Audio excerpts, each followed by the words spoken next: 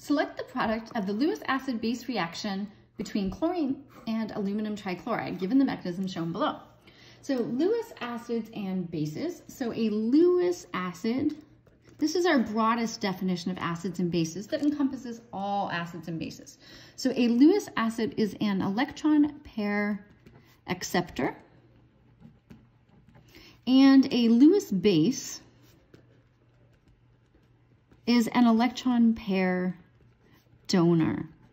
So all acids and bases are Lewis acids and Lewis bases. What we've been considering most of this course so far has been protic acids transferring a hydrogen, H+, and that's the Bronsted-Lowry definition of acids and bases. So this just opens it up so that we can have acids that are not protic acids, that are not donating a hydrogen, and we don't have any hydrogen in here. But what we do have is an aluminum that's electron deficient that can accept an electron pair from the chlorine. So all we need to do is to be able to follow the arrows that we see here. So these two chlorines we see are still attached together, and we know that because we didn't draw any arrows from that bond. So that bond is still intact. We would have all of the electrons around that outer chlorine, okay? And let's highlight this electron pair here in blue to track where it goes. So we still have the two lone pairs on that chlorine, and then that pair in blue is going to the aluminum. So that means that we are forming a new covalent bond between the chlorine and the aluminum.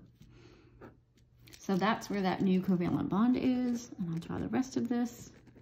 There's your aluminum, and we still have those three bonds to the chlorine of the chlorines from that aluminum trichloride. And we left off the lone pairs here for simplicity. We can draw them in if we want to be really nice and complete.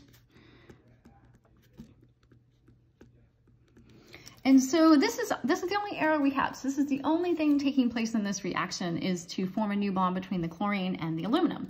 But we do also need to track our formal charges. So we can see that the chlorine started off neutral and it gave electrons away. So that implies that it's going to end up positive in our reaction.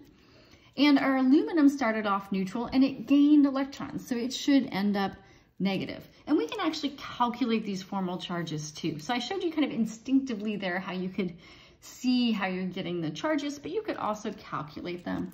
So chlorine has a number of valence electrons is 7.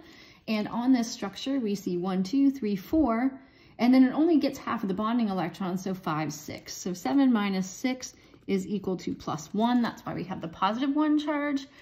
And if we look at the aluminum, aluminum has 3 valence electrons, and it's going to have 1 electron from each of these covalent bonds. So 1, 2, 3, 4.